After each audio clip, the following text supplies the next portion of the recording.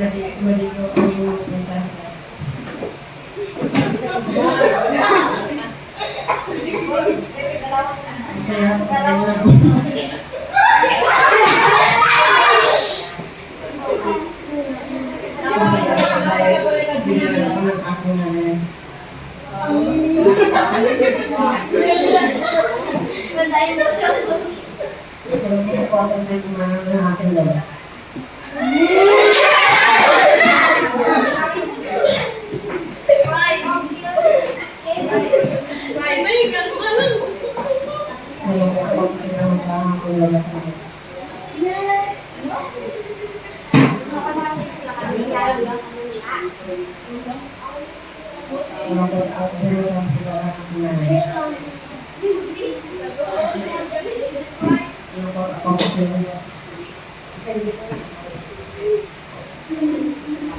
Sabi ni Kuya, malungkot ako kasi mag-graduate na ako, hindi ko na makita ang aking mga guro.